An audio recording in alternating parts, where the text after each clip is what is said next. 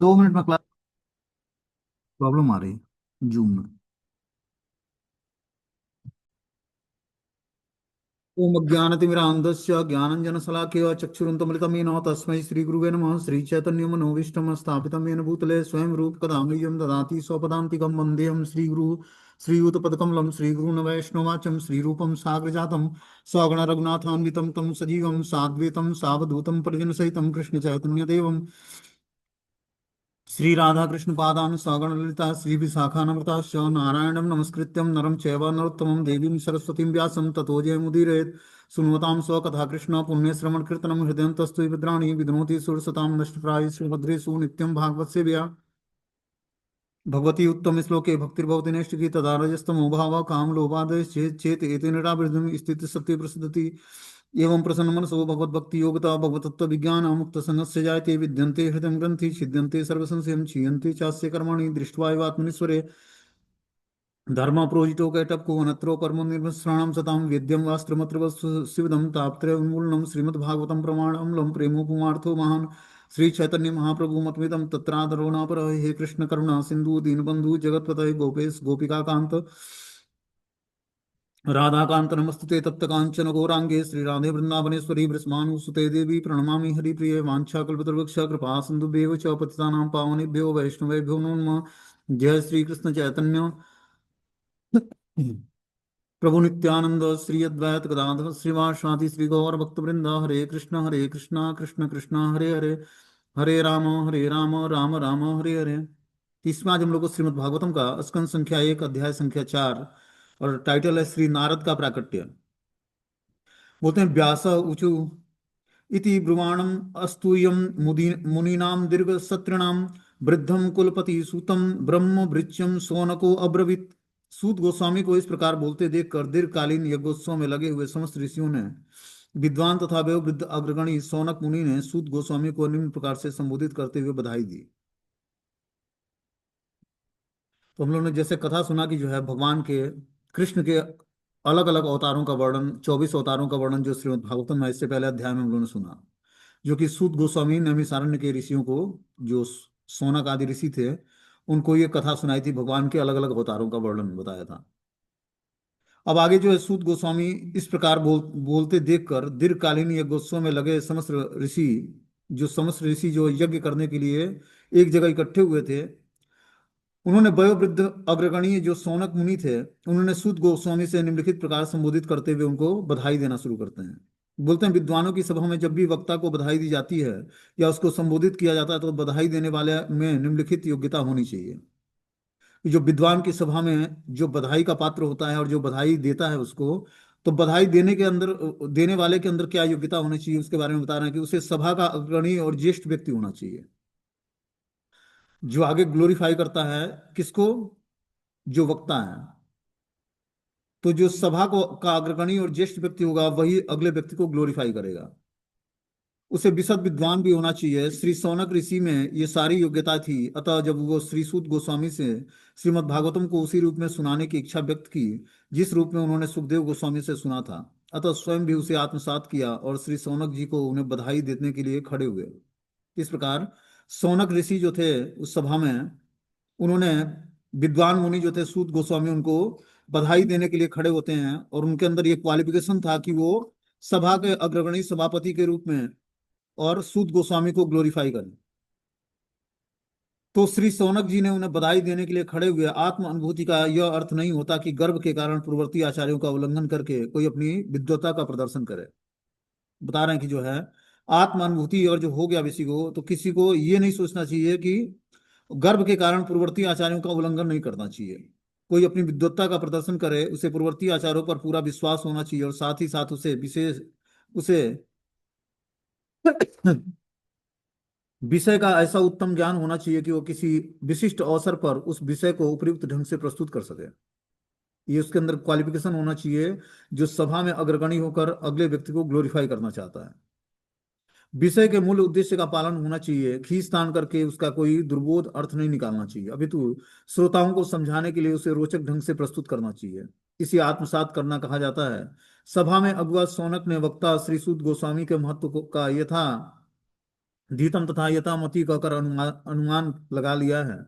अतः परम प्रसन्न होकर वे उन्हें बधाई दे रहे हैं। ऐसे व्यक्ति से कभी नहीं सुनना चाहिए जो मूल आचार्य का प्रतिनिधित्व न करता हो। अतएव इस सभा में वक्ता और श्रोता दोनों ही प्रमाणिक थे, जिससे श्रीमद् भागवतम को दूसरी बार सुनाया जा रहा था। तो यहाँ पर सूत गोस्वामी भी प्रमाणिक श्रोता वक्ता हैं, और सौनक आदि ऋषि जो है प्रमाणिक श्रोता हैं। ठीक है ना? क्योंकि ये भी ऋषि के कैटेगरी में थे, सौनक आदि ऋषि। और सूत गोस्वामी स्वयं सुखदेव गोस्वामी से श्रीमद् भागवतम सुना था उन्होंने। तो यहाँ पर वक्ता और श्रोता दोनों ही जो है मूल आचार्य का प्रतिनिधित्व करने वाले वक्ता हैं, और श्रोता भी जो है प्रमाणिक हैं। इसलिए बता रहे हैं कि ये श्रीमद् भागवतम दूसरी बार सुनाया जा रहा था इस सभा में। अब आगे शौनक उवाच सूत सूत महाभागम वदनो वदताम वरम कथाम भागवती पुण्यम यदाहम भगवान भगवताम शुकम। शौनक ऋषि ने कहा कि हे सूत गोस्वामी, जो बोल सकते हैं तथा जो सुना सकते हैं, उन सबों में आप सर्वाधिक भाग्यशाली और सम्माननीय हैं। कृपया करके श्रीमद् भागवतम की पुण्य कथा कहें, जिसे महान तथा शक्ति संपन्न ऋषि सुखदेव गोस्वामी ने सुनाई है। तो इस प्रकार सूत गोस्वामी जो है सौनक ऋषि जो है सूत गोस्वामी से निवेदन करते हैं कि आप भाग्यशाली, सर्वाधिक भाग्यशाली और सम्माननीय व्यक्ति हैं। कृपया करके आप श्रीमद् भागवतम की पुण्य कथा में सुनाइए, जिसे महान शक्ति संपन्न ऋषि सुखदेव गोस्वामी से आपने सुनी है। वही कथा आज इस सभा में पेश करिए। सोनक गोस्वामी प्रसन्नता के कारण सूत गोस्वामी को दो बार सूत सूत कहकर संबोधित करते हैं, क्योंकि वे स्वयं सभा के सारे लोग सुखदेव गोस्वामी द्वारा कहे गए श्रीमद् भागवतम के पाठ को सुनने के लिए उत्सुक थे। वे किसी ऐसे नकली व्यक्ति से नहीं सुनना चाहते थे जो निजी स्वार्थ के लिए अपने ढंग से व्याख्या प्रस्तुत करे। केवल ऐसा व्यक्ति जो सुखदेव गोस्वामी की तरह भागवतम प्रस्तुत करने को तैयार हो, और केवल जो लोग सुखदेव गोस्वामी तथा उसके प्रतिनिधि से सुनने को तैयार हों, श्रीमद् भागवतम की दिव्य चर्चाओं के प्रमाणिक भागीदार हैं। तो श्रीमद् भागवतम सुनाने वाला भी प्रमाणिक होना चाहिए, गुरु शिष्य परंपरा में होना चाहिए, और उसका भी कोई गुरु होना चाहिए जिससे उसने श्रीमद् भागवतम सीखा या सुना हो। बोलते हैं कस्मिन युगे प्रवृत्तेयम स्थाने वाक्येन हेतुनाम कुतम संचोदितम कृष्णम कृत्यमानम संगीताम मुनि। यह कथा सर्वप्रथम किस युग में और तथा किस स्थान पर प्रारंभ हुई और किस कारण इसे प्रारंभ किया गया? महामुनि कृष्ण द्वैपायन व्यास ने इस साहित्य को संकलित करने की प्रेरणा कहाँ से प्राप्त की? ये क्वेश्चन जो है सौनक ऋषि सूत गोस्वामी से पूछते हैं। क्या कि ये कथा सर्वप्रथम किस युग और किस स्थान पर प्रारंभ हुआ? जो श्रीमद् भागवतम की कथा है, ये किस युग में और किस स्थान पर प्रारंभ हुआ और किस कारण से इसे प्रारंभ किया गया? महामुनि कृष्ण द्वैपायन व्यास ने इस साहित्य को संकलित करने की प्रेरणा कहाँ से प्राप्त की? तात्पर्य में लिखते हैं कि चूंकि श्रीमद् भागवतम शील व्यास देव की विशिष्ट कृत्य है, अतएव विद्वान सौनक मुनि अनेक प्रकार से प्रश्न कर रहे हैं। उन्हें ज्ञात था कि शील व्यास देव अल्पज्ञ स्त्रियों, शूद्रों और द्विज परिवारों के पतित जनों को समझाने के लिए वेदों से लेकर महाभारत तक की पहले ही व्याख्या कर चुके हैं। श्रीमद् भागवतम उन सबों से दिव्य है, क्योंकि इसमें कुछ भी सांसारिक नहीं है। अतएव पूछे गए प्रश्न अत्यंत बुद्धिमत्तापूर्ण और प्रासंगिक थे। तो जो सौनक आदि ऋषियों ने क्वेश्चन पूछा वो प्रमाणिक क्वेश्चन थे और बुद्धिमत्तापूर्ण थे और प्रासंगिक थे। मतलब उस वो प्रसंग पूछने वाला था, इसलिए उन्होंने अपने गुरु सूत गोस्वामी से प्रश्न पूछा। तस्य पुत्रो महायोगी समदृश्यम निर्विकल्पकः एकांतम मति रुनिद्रो गूढ़म मूढ़म इवेयते। उनका व्यास देव का पुत्र परम भक्त समदर्शी ब्रह्मवादी था, जिसका मन सदैव ब्रह्मवाद में केंद्रित रहता था। वह सांसारिक कर्मों से परे था, लेकिन प्रकट न होने के कारण अज्ञानी जैसा लगता था। बता रहे हैं कि जो व्यास देव के पुत्र थे सुखदेव गोस्वामी, वो परम भक्त थे, भगवान के समदर्शी ब्रह्मवादी थे। वो समदृष्टि प्राप्त थी और वो ब्रह्म को रियलाइज कर चुके थे, जिसका मन सदैव ब्रह्मवाद में केंद्रित रहता था। वह सांसारिक कर्मों से परे थे, लेकिन प्रकट न होने के कारण अज्ञानी जैसे लगते थे। वो अपने व्यवहार में उस ज्ञान को प्रकट नहीं करते। कोई देख कर नहीं बताता कि वो भक्त होंगे, लेकिन पता नहीं कि सांसारिक कर्मों से बिल्कुल ही पृथक थे वो, और लेकिन प्रकट न होने के कारण अज्ञानी जैसे लगते थे। श्री सुखदेव गोस्वामी मुक्त जीव थे, अतएव वे सदैव जागरूक बने रहते कि वे माया के पास में न फंस जाएं। भगवत गीता में इस जागरूकता की रोचक व्याख्या की गई है। मुक्त जीव तथा बद्ध जीव के पृथक पृथक कार्य होते हैं। तो भगवत गीता में भगवान ने मुक्त जीव और बद्ध जीव के लक्षण बताए हैं। मुक्त जीव पूर्ण रूपेण भगवान पर आश्रित होता है, और बद्ध जीव जो है वो अपने पुरुषार्थ पर आश्रित होता है। और उसके अंदर चार दोष होते हैं, वो गलतियां करता है, देता है, मोहग्रस्त होता है, और अपूर्ण इंद्रियां होती हैं। इस कारण से वो बद्ध जीवन में होता है। और ये जो लक्षण जिसके अंदर नहीं होता है वही मुक्त जीवात्मा में होता है। पूर्ण रूपेण भगवान पर आश्रित होता है, उसकी इंद्रियां पूर्ण होती है, मतलब इंद्रियां अपने कंट्रोल में होती हैं, वो मोहग्रस्त नहीं होता किसी वस्तु व्यक्ति स्थान से, और गलतियां नहीं करता, धोखा नहीं देता किसी को।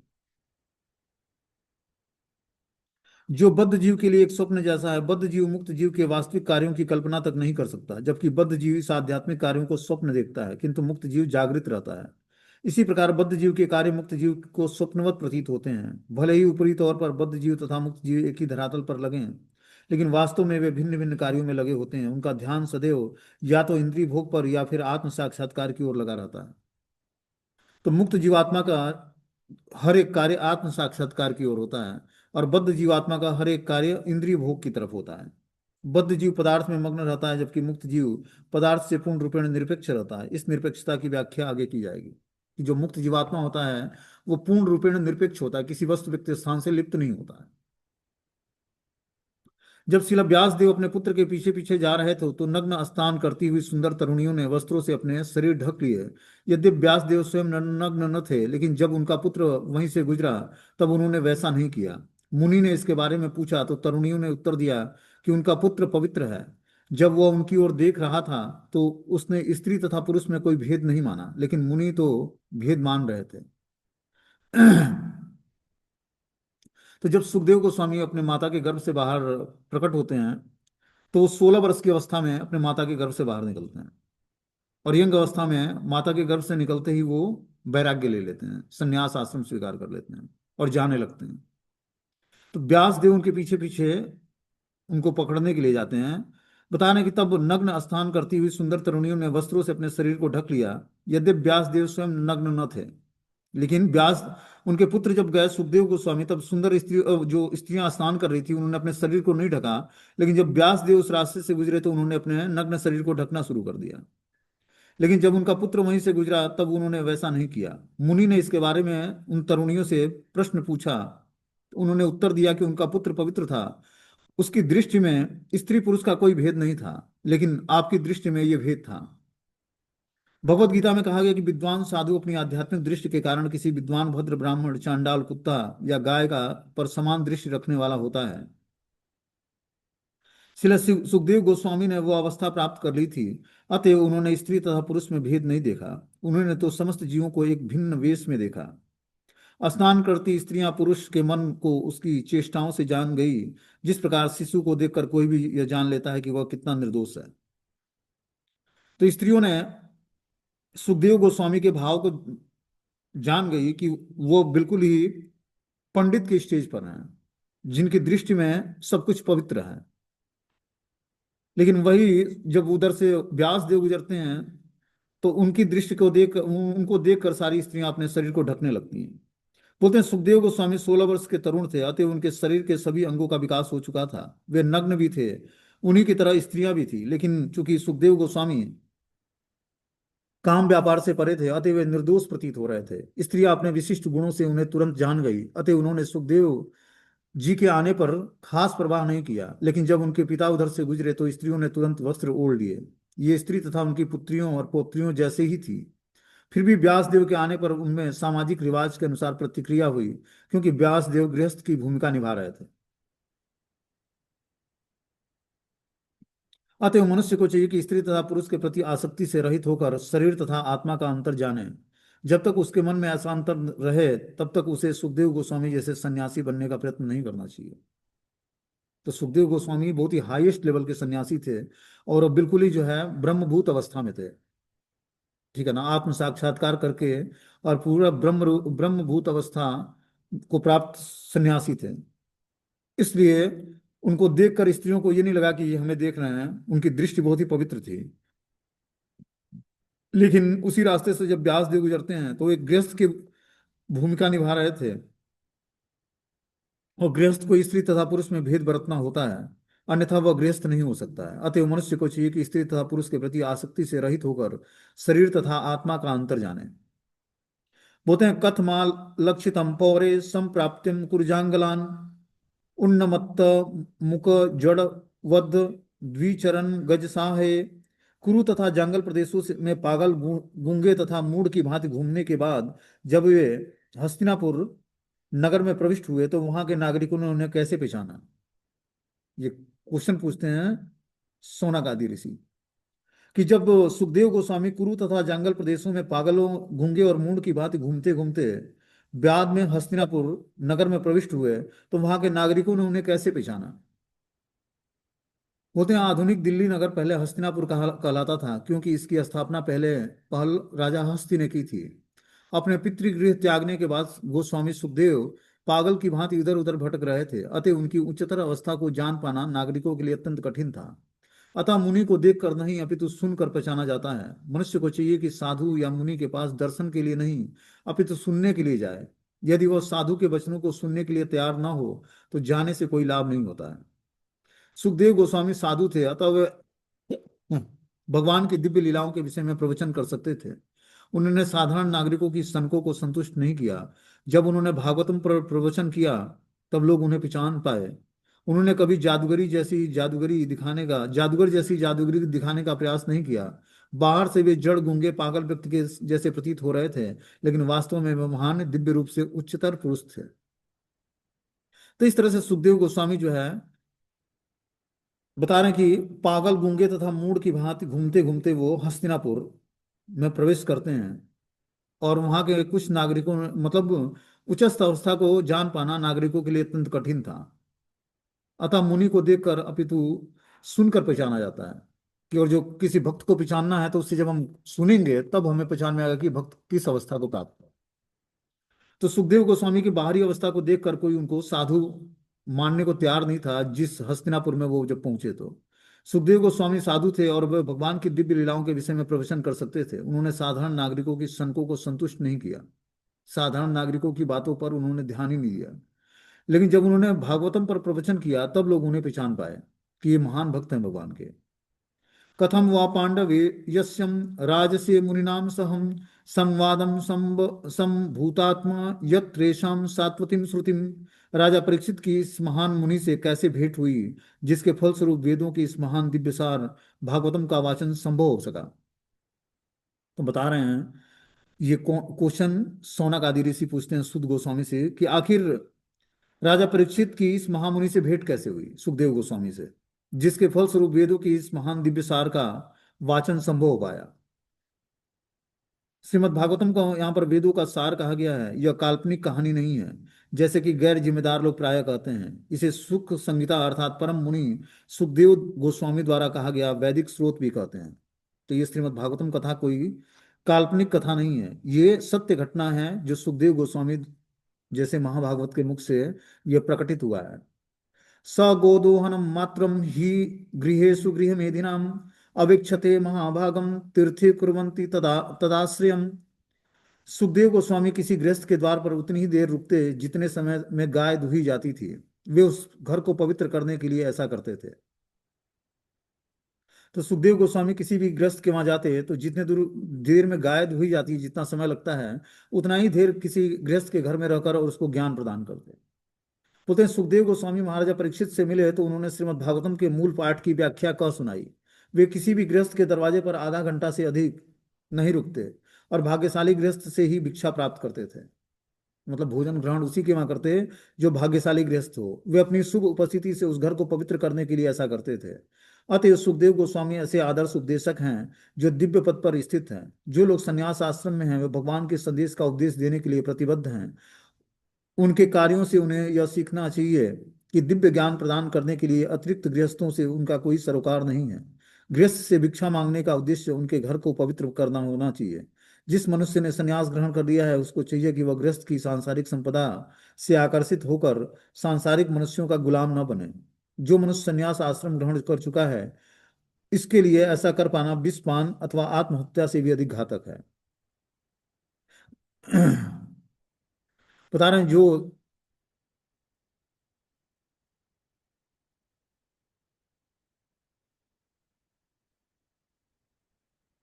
जिस मनुष्य ने संन्यास ग्रहण कर लिया है उनको चाहिए कि वह गृहस्थ की सांसारिक संपदा से आकर्षित होकर सांसारिक मनुष्य का गुलाम न बने।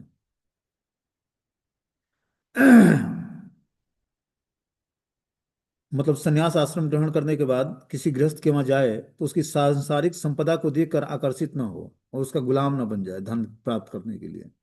इसके लिए संन्यास आश्रम में रहने वाले व्यक्ति को बड़े सतर्क रहना चाहिए। और जो वह ऐसा करता है तो विष पान और आत्महत्या से भी अधिक घातक हो जाएगा उसके लिए।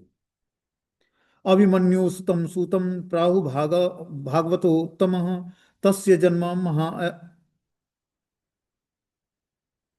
तस्य जन्म महा आश्चर्य कर्माणि च गृहिणी गृहिणी न। अभिमन्यु सुतम सूतम प्राहु भागवतो उत्तम तस्य जन्म महा आश्चर्य कर्माणि च गृहिणी न। कहा जाता है कि महाराजा परीक्षित उच्च कोटि के भगवत भक्त थे और उनके जन्म तथा कर्म अत्यंत आश्चर्यजनक थे। कृपया उनके विषय में हमें बताइए। तो शौनक आदि ऋषियों ने यह भी क्वेश्चन पूछा कि महाराजा परीक्षित भी उच्च कोटि के भगवत भक्त थे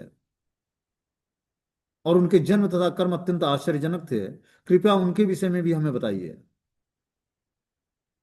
तो ये सारे क्वेश्चन जो है शौनक आदि ऋषि सूत गोस्वामी से पूछते हैं। बोलते हैं, महाराजा परीक्षित का जन्म आश्चर्यजनक था क्योंकि भगवान श्री कृष्ण ने उनकी रक्षा उनके माता के गर्भ में की थी। जब ये उत्तरा माता अपने माता के गर्भ में थे तो उस समय भगवान कृष्ण ने इनकी रक्षा किया था। उनके कार्यकलाप भी आश्चर्यजनक हैं क्योंकि उन्होंने गाय का वध करने के लिए उदत्त कली को प्रताड़ित किया था। गाय का वध करने का अर्थ है मानव सभ्यता का विनाश।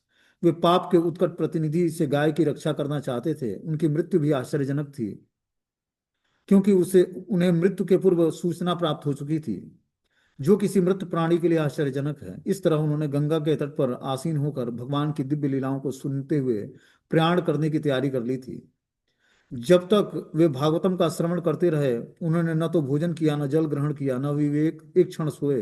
अतः उनकी सारी बातें आश्चर्यजनक हैं और उनके कार्यकलाप ध्यान से सुनने योग्य है।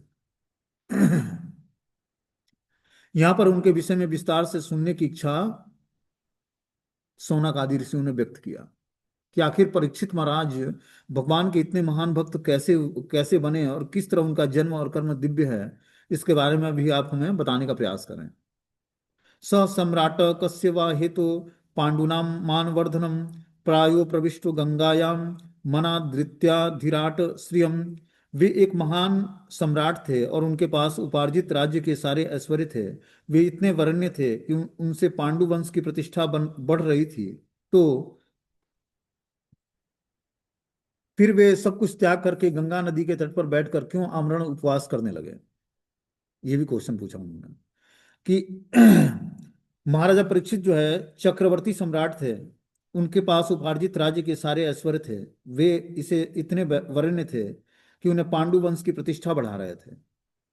तो फिर वे सब कुछ त्याग करके गंगा नदी के तट पर बैठकर क्यों आमरण उपवास करने लगे, इसका क्या कारण है। नमन्ति यदपाद निकेतन मात्मनः शिवाय हानि धनानि शत्रवः कथम सवीरम श्रियम मंग दुस्तयाम युवे सतो अष्टसु महो सहासु भी। वे इतने बड़े सम्राट थे कि उनके सारे शत्रु आकर अपनी भलाई के लिए उनके चरणों पर अपना शीश झुकाते थे और अपनी सारी संपत्ति अर्पित करते थे। वे तरुण और शक्तिशाली थे। उनके पास अलक्ष्य राजसी ऐश्वर्य था। तो फिर वे अपना सर्वस्व यहाँ तक कि अपना जीवन भी क्यों त्यागना चाह रहे थे। इसका क्या कारण है कि वे एक चक्रवर्ती सम्राट होने के बाद जिनके पास सारे शत्रु आकर अपनी भलाई के लिए उनके चरणों पर शीश झुकाते और अपनी सारी संपत्ति उनको भेंट कर देते। वे तरुण थे, यंग अवस्था में थे और शक्तिशाली थे। उनके पास अलभ्य राजसी ऐश्वर्य था। फिर वो अपना सर्वस्व त्याग करके और जीवन को क्यों त्यागना चाहते थे, क्या कारण है उसका। आगे बताने कि शिवाय लोकस्य भवाय भूते यह उत्तम श्लोक परायणम जना जीवंति नात्मार्थ मसो पराश्रयम मुमोच्च निर्विज्ञ कुतम कलेवरम। जो लोग भगवत कार्य में अनुरक्त रहते हैं वे दूसरों के कल्याण, उन्नत तथा सुख के लिए ही जीवित रहते हैं। तो जो व्यक्ति भगवत कार्य में अनुरक्त होता है, मतलब भगवान के कार्यों में सहयोग करता है, वो अपने कल्याण के लिए नहीं दूसरों के कल्याण, उन्नति और सुख के लिए ही जीवित रहता है। जो एक भगवान के भक्त हैं, जो महाभागवत वैष्णव होते हैं, भगवान के शुद्ध भक्त होते हैं, उनका जीवन का उद्देश्य मात्र दूसरे को सुख पहुंचाना होता है। वो खुद भी सुखी हैं क्योंकि भगवान की भक्ति को उन्होंने स्वीकार किया है, और उनका मात्र एक उद्देश्य दूसरे को सुख पहुंचाना होता है। वो दूसरे के सुख के लिए कार्य करते हैं। कौन इस भौतिक संसार में दूसरे के सुख के लिए कार्य करता है? कोई नहीं करता है। लेकिन जो भगवान के भक्त होते हैं, वह दूसरे को सुख पहुंचाने के लिए जीवित रहते हैं। वे किसी स्वार्थ बस जीवित नहीं रहते। अतएव राजा परीक्षित ने समस्त सांसारिक वैभव की आसक्तियों से मुक्त होते हुए अपने उस मृत शरीर को क्यों त्यागा, जो दूसरे के लिए आश्रय तुल्य था? तो ये क्वेश्चन है सूत गोस्वामी से शौनक आदि ऋषियों का, कि राजा परीक्षित जैसे महान भक्त होने के कारण और सांसारिक वैभव से पूर्ण रूपेण आसक्ति से मुक्त होते हुए भी वो मर्त शरीर को क्यों त्यागा, जो दूसरे के आश्रय तुल्य था? क्योंकि वो चक्रवर्ती सम्राट थे, और पूरे जो है धरती को उन्होंने आश्रय प्रदान किया था अपने। परीक्षित महाराज आदर्श राजा तथा गृहस्थ थे, क्योंकि वे भगवत भक्त थे। भगवत भक्त में स्वतः समस्त उत्तम गुण आ जाते हैं, और महाराज इसके विशिष्ट उदाहरण थे। व्यक्तिगत रूप से उन्हें अपने अधिकार में उपलब्ध सांसारिक ऐश्वर्य से कोई आसक्ति न थी, लेकिन चूंकि वे जनता की चतुर्दिक भलाई के लिए राजा बने थे, अतः वे जनता के कल्याण कार्यों में न केवल इस जीवन में अपितु अगले जीवन में भी सदैव व्यस्त रहना चाहते थे। वे कसाई घरों और गोवध की अनुमति नहीं देते। वे ऐसे मूर्ख तथा पक्षपाती प्रशासक न थे जो एक जीव को तो सुरक्षा प्रदान करते और दूसरे का वध करा देते। क्योंकि वे भगवत भक्त थे, अतः वे एक अच्छी तरह जानते थे कि मनुष्य, पशुओं, पौधों तथा समस्त जीवों जीवित प्राणियों के सुख के लिए किस प्रकार प्रशासन चलाया जाए। तो इस प्रकार सुखदेव गोस्वामी भगवान के महान भक्त होने के कारण और चक्रवर्ती सम्राट होने के कारण पक्षपात नहीं करते किसी भी जीवात्मा के प्रति, कि एक जीवात्मा को संरक्षण प्रदान करें और दूसरे का वध करा दें। वो सब जीवों पर समान दृष्टि रखते, और सबको बता रहे हैं कि किसी के साथ भी पक्षपात नहीं करते। आगे बता रहे हैं कि वे अपने स्वार्थ में रुचि रखने वाले पुरुष न थे। स्वार्थ या तो आत्म केंद्रित होता है या आत्म विस्तारित होता है। वे इन दोनों में से एक भी न थे। उनका स्वार्थ तो परम सत्य परमेश्वर को प्रसन्न करने में था। इस प्रकार जो परीक्षित महाराज थे, उनका मात्र एक स्वार्थ क्या था, कि सारे राज्य के नागरिकों को परमेश्वर से किस तरह जोड़ा जाए। अतएव राजा परमेश्वर का उद्देश्य एक जैसा होना चाहिए। जो परीक्षित महाराज थे, ये राजा होने के साथ साथ परमेश्वर के उद्देश्य को जानते थे, कि परमेश्वर का उद्देश्य क्या होता है, कि सबको भगवान अपने साथ जोड़ना चाहते हैं। तो राजा परमेश्वर के उद्देश्य में सहायता करते हैं। बोलते हैं अतएव राजा और परमेश्वर का उद्देश्य एक जैसा होना चाहिए। परमेश्वर चाहते हैं कि सारे जीव उनके आज्ञाकारी दास बने, और इस प्रकार वे सुखी हों। अतः राजा का स्वार्थ इसी में है कि अपनी प्रजा को भगवान के धाम वापस जाने का उनका मार्गदर्शन करे। अतएव प्रजा के कार्यकलापों को इस प्रकार समन्वित किया जाना चाहिए कि सारे लोग अंततः भगवत धाम वापस जा सकें। प्रतिनिधि राजा के शासन में सारा साम्राज्य ऐश्वर्य से परिपूर्ण था। ऐसी दशा में मनुष्यों को, पशुओं को खाने की आवश्यकता नहीं पड़ती। इस प्रकार परीक्षित महाराज ऐसे राजा थे जो अपने राज्य के सारे नागरिकों को भगवान की भक्ति से जोड़ना चाहते थे और जोड़ते थे। ऐसा राजा ही उत्तम राजा कहलाता है और राज ऋषि कहलाता है, कि राजा भी है और ऋषि भी है। एक होता है ब्रह्म ऋषि, जो ब्राह्मण ऋषि होता है, और एक होता है राज ऋषि, जो राजा हो और भगवान का महान भक्त हो, उसको राज ऋषि बोला जाता है। तो परीक्षित महाराज ऐसे ही राज ऋषि थे। बोलते हैं तत्सर्वम न समाचक्ष्व पृष्ठो यद्यम किंचित मन्ये त्वाम विषये वाचम अस्नातम मन्यत्रम छांदसात। हम जानते हैं कि आप वेदों के कतिपय अंश को छोड़कर अन्य समस्त विषयों के अर्थ में पटु हैं। अतएव आप उन सारे प्रश्नों की स्पष्ट व्याख्या कर सकें जिन्हें हमने आपसे अभी पूछा है।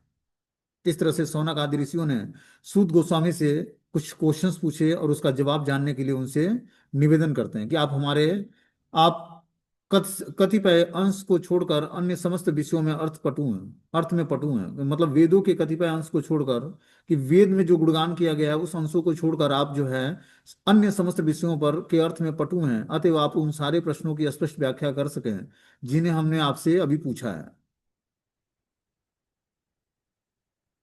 बोलते हैं वेदों तथा पुराणों में वही अंतर है कि जो ब्राह्मणों एवं परिव्राजकों में होता है। ब्राह्मण वेदों में वर्णित कुछ सकाम कर्मों को संपन्न करने के लिए होता है, लेकिन परिव्राजकाचार्य या विद्वान उपदेशकों का कार्य दिव्य ज्ञान को सबों तक पहुंचाना है। कि जो परिव्राजकाचार्य होता है वो वैदिक ज्ञान को धारण नहीं करता है, वो उपदेशक होता है और दिव्य ज्ञान को धारण करके पूरे विश्व में प्रचार करता है। और जो वैदिक कर्मकांडी ब्राह्मण होते हैं वो सकाम यज्ञों को संपन्न करने में लगे होते हैं।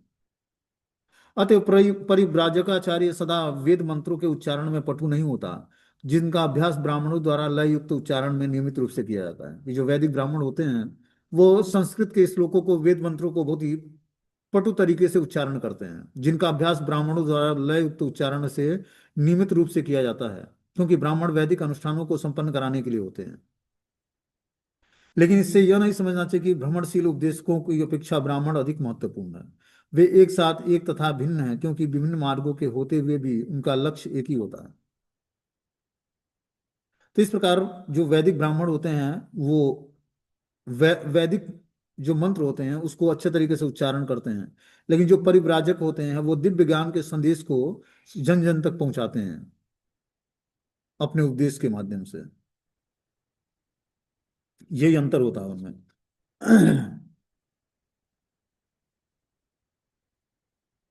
अब आगे जो है सूत गोस्वामी सौनक आदि ऋषियों से जो क्वेश्चन उन्होंने पूछा उसका जवाब अगले 14वें श्लोक से देना शुरू करते हैं। तो इसको हम लोग कल की क्लास से सुनेंगे कि क्या वो जवाब देते हैं।